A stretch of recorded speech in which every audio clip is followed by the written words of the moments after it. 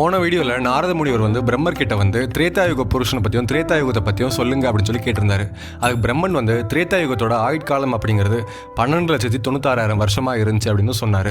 அது மட்டும் இல்லாமல் திரேதாயுக புருஷனோட குணாதிசயங்களை பற்றியும் அவரோட சொரூபத்தை பற்றியும் அவர் ரொம்ப விளக்கி சொல்லியிருந்தார்.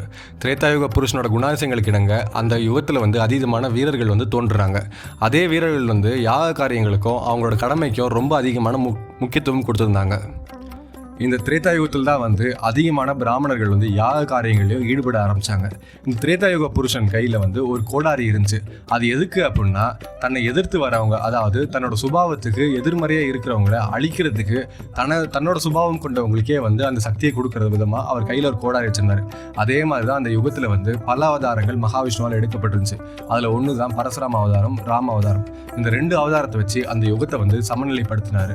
இந்த திரேதாயுக புருஷனோட ஆயுட்காலம் அப்படிங்கிறது முடிஞ்ச உடனே துவாபர புருஷன் வராரு அப்படின்னு சொல்லி பிரம்மதேவர் வந்து சொல்றாரு. இதை கேட்ட உடனே நாரத முனிவர் வந்து கேட்கிறாரு, அப்ப துவாபர புருஷனோட ஆயுட்காலம்ங்கிறது எவ்வளோ, அவரோட குணாதிசயங்கள் என்ன, அந்த யுகம் எப்படி இருக்க போகுது, இல்லை எப்படி இருந்துச்சு, அதை பற்றி எனக்கு விளக்கமாக சொல்லுங்க. அப்படிங்கிறப்போ எனக்கு அந்த யுகத்தை பற்றின ஒரு புரிதல் ஏற்படும் அப்படின்னு சொல்லி சொல்றாரு. அதுக்கு பிரம்மதேவனும் சொல்ல ஆரம்பிக்கிறாரு.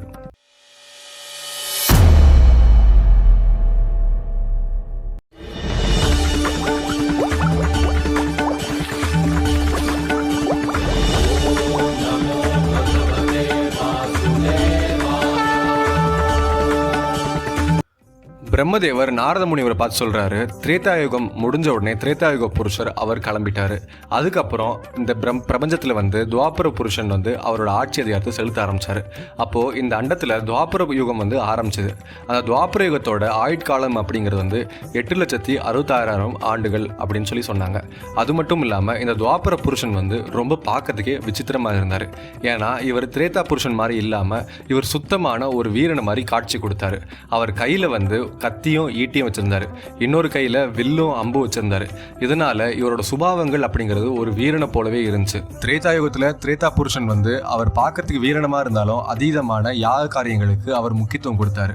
ஆனா இந்த துவாபர புருஷன் வந்து சுத்தமான வீரனா இருந்ததுனால இவரோட குணாதிசயங்கள் அப்படிங்கிறது பயங்கரமா மாறுபட்டு இருந்துச்சு. அதாவது ஒண்ணுக்கு ஒண்ணு எதிர்மறையாவே இருந்துச்சு. இவரோட குணாதிசயங்களே இப்படி இருக்கு அப்படின்னா இந்த யுகங்களோட குணாதிசயங்கள் எப்படி இருக்கும் அப்படின்னு சொல்லி யோசிச்சு பாருங்கன்னு சொல்லி பிரம்மதேவர் சொல்றாரு. அப்போ நாரத முனிவர் கேட்கிறாரு, அப்படி என்ன மாறுபட்ட சுபாவங்கள் இருந்துச்சு இவருக்கு, அப்படி மாறுபட்ட குணங்கள் எதுவா இருந்துச்சு அப்படின்னு சொல்லி கேட்கிறாரு. அப்போ பிரம்மதேவன் சொல்றாரு, இவர் வந்து ஒரு சமயம் கொடுமையான ஒரு குணம் கொண்டிருந்தாலும் இன்னொரு பக்கம் வந்து தயாளம் அப்படின்ற குணமும் கொண்டிருந்தாரு. ஒரு பக்கம் அன்பா இருந்தாருன்னா மறுகணமே அவர் கோபம் அப்படிங்கிறதும் காட்ட ஆரம்பிக்கிறாரு. ஒரு பக்கம் நல்லது செஞ்சாரு அப்படின்னா இன்னொரு பக்கம் தீமையும் செய்யறாரு. இப்படி துவாபர புருஷனோட குணாதிசயம் அப்படிங்கிறது அவர்கிட்டயே ஒண்ணுக்கு ஒன்று எதிர்மறையா இருந்துச்சு. ஒரு நல்லது இருந்துச்சுன்னா ஒரு கெட்டதும் இருந்துச்சு. இப்படி இருந்ததுனால மக்களுக்கிடையே நன்மையும் தீமையும் சரிவிகிதமாக பகிர்ந்து இருந்துச்சு. என்ன அப்படின்னா துவாபர புருஷன் கிட்ட ஒரு நல்ல விஷயம் என்ன அப்படின்னா அவர்கிட்ட நன்மையும் தீமையும் சரிவிகிதத்தில் கலந்து இருந்துச்சு. அதனால நன்மை பாதி இருந்தால் தீமையும் பாதி இருக்கும், தீமை இருந்துச்சுன்னா நன்மையும் இருக்கும். இப்படி 2 ஒன்றுக்கு ஒன்று ஒரே சமயத்தில் வாழ்ந்துட்டு இருந்துச்சு. இந்த துவாபர புருஷனோட யுகத்தில் தான் வந்து மக்கள் வந்து நல்லது என்னது கெட்டது என்னது அப்படிங்கிறது பிரித்து ஆராயிற ஒரு தன்மைக்கு வந்தாங்க. எப்படி அப்படின்னா ஒருத்தன் வந்து கெட்டவனாக சித்தரிக்கப்பட்டிருந்தாங்க அப்படின்னா அவங்ககிட்ட நிறைய நல்ல குணங்கள் அப்படின்றதும் இருக்கும். ஒருத்தன் நல்லவனாகவே சித்தரிக்கப்பட்டிருந்தாலும் அவங்ககிட்ட கெட்ட குணங்கள் அப்படிங்கிறது நிறையாவே இருக்கும்.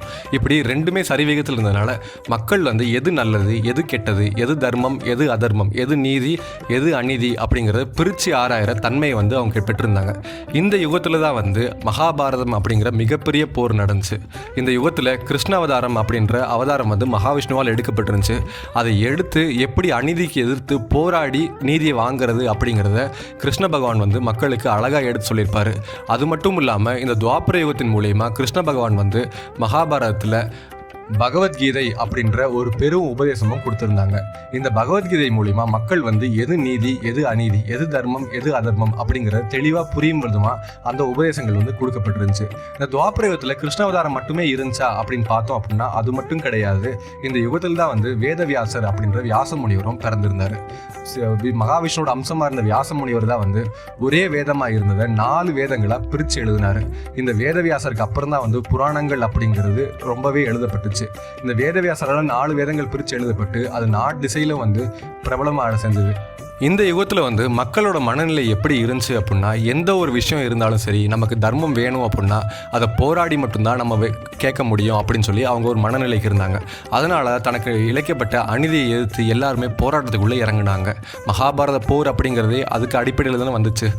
இந்த யுகத்தில் மக்கள் வந்து போராட்டம்னா என்ன, போராட்டத்தின் விளைவு எப்படி இருக்கும், போராட்டத்தின் மூலிமா நம்ம எப்படி நீதி வாங்கிறது அப்படிங்கிறத அவங்க தெளிவாக புரிஞ்சுக்கிட்டாங்க. அதை வழி நடத்துறதுக்கு கிருஷ்ண பகவான் இங்கே வந்து இருந்து மக்களை வழி நடத்தவும் செஞ்சார். திரேதா யுகத்தை கம்பேர் பண்ணுறப்போ இந்த துவாபர யுகத்துக்கு வந்து ஆயுட்காலம் அப்படிங்கிறது கம்மி தான். ஏன்னா திரேதா யுகத்துக்கு 12,96,000 வருஷம் இருந்துச்சு. இந்த துவாபர யுகத்துக்கு வந்து 8,64,000 வருஷம் மட்டுமே தான் இருந்துச்சு. அதனால் இங்கே மக்களோட ஆயுட்காலம் அப்படிங்கிறது ரொம்ப கம்மியாக தான் இருந்துச்சு. அதனால் இங்கே இருக்கிறப்போ அதீதமான யாகங்கள் தவங்கள் பெருசாக பண்ணப்படல. இங்கே போராட்டங்கள் தான் அதிகமாக இருந்துச்சு. ஸோ போராட்டத்தின் மூலிமா ஒன்று வெற்றியாக இருக்கும், இல்லை போராட்டத்தின் மூலிமா மரணம் அப்படிங்கிறது இருக்கும். இப்படி மரணம் அப்படிங்கிறது ஒரு நிலை பெற்று இல்லாமல் இந்த துவாபர யுகத்தில் தான் வந்து எல்லாமே போராட்டத்தின் அடிப்படையில் நடந்துச்சு. போர் எப்படி பண்ணணும், போர் விதிமுறைகள் என்ன, போர் தர்மங்கள் என்ன அப்படிங்கிறது இந்த துவாபர யுகத்தில் தான் வந்து நிர்ணயிக்கப்பட்டுச்சு. இந்த துவாபர யுகத்தில் தான் வந்து எல்லாமே போராட்டத்தின் அடிப்படையில் இருந்ததுனால மக்கள் எல்லாருமே அவங்க ஒரு வீரனாகவே இருந்தாங்க.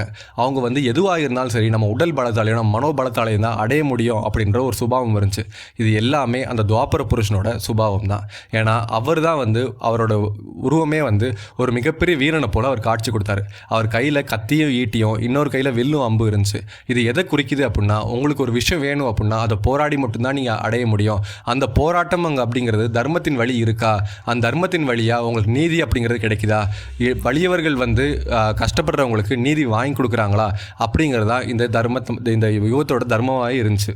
இந்த துவாபர யுகத்தோட ஆயுட்காலமான 8,66,000 வருஷம் முடிஞ்ச உடனே என்ன நடந்துச்சு அப்படின்னு நாரத முனிவர் கேட்குறாரு. அப்போ தான் பிரம்மதேவர் கொஞ்சம் தயக்கத்தோடு சொல்கிறாரு, அதுக்கப்புறம் தான் இந்த 4 புருஷர்களே ரொம்ப கொடூரமான கலி புருஷன் வந்து வந்தார். அவரோட ஆட்சி அதிகாரம்ங்கிறது துவாபர யுகத்துக்கு அப்புறம் ஆரம்பிச்சிது. அவரோட ஆட்சி அதிகாரத்தில் இந்த உலகமே சம்பிச்சு போய் நிற்கும், அது நிலை தடுமாறி நிற்கும் அப்படின்னு சொல்லி சொல்கிறாங்க. அப்போ நாரத முனிவர் வந்து கேட்குறாரு, அப்படி என்ன கலி புருஷனோட ஆட்சி இருந்துச்சு, அவரோட குணாதிசயங்கள் என்ன, அவர் எப்படிப்பட்ட சுபாவம் கொண்டவர், அவர் எப்படி அவரோட அதிகாரத்தை செலுத்துறாரு அப்படிங்கிறத எனக்கு சொல்லணும் அப்படின்னு சொல்லி கேட்குறாரு. இப்படி நாரத முனிவர் கேட்ட மாதிரியே கலியுகத்தை பற்றி நம்ம தெரியணும் அப்படின்னா, கலியுகத்தோட குணங்கள் என்ன, அதோட சுபாவங்கள் என்ன, கலியுகம் எப்படி இருக்க போகுது, அப்போ இருக்கிற மனநிலை எப்படி இருந்துச்சு, மக்கள் எது வந்து தர்மம் அப்படின்றது நினச்சிருந்தாங்க, இந்த கலியுகத்தில் மக்களை காப்பாற்றுறதுக்கு அந்த மகாவிஷ்ணு என்ன அவதாரம் எடுக்க போகிறாரு, இது மாதிரி பல கேள்விகள் நமக்கு இருக்கும். இதுக்கெல்லாம் விடை தெரியணும் அப்படின்னா அடுத்து வர கலியுகத்துக்கான வீடியோவை பாருங்கள். இந்த மாதிரி சுவாரஸ்யமான கதைகளை நீங்கள் புத்தகம் மூலிமா படிக்கணும் அப்படின்னா அதுக்கான புக்கோட லிங்க் வந்து டிஸ்கிரிப்ஷனில் இருக்குது, நீங்கள் வாங்கி படிக்கலாம். இந்த மாதிரி சுவாரஸ்யமான புராண கதைகளுக்கு நம்ம ஏல் சேனலை சப்ஸ்கிரைப் பண்ணுங்கள். இந்த வீடியோ பிடிச்சிருந்துச்சுன்னா ஒரு லைக்கை போடுங்க. உங்கள் கருத்துக்கள் என்ன அப்படிங்கிறது கமெண்ட் செக்ஷனில் லீவ் பண்ணுங்கள். அப்படியே மறக்காமல் இந்த வீடியோ உங்கள் ஃப்ரெண்ட்ஸ் அண்ட் ஃபேமிலிக்கு ஷேர் பண்ணுங்கள்.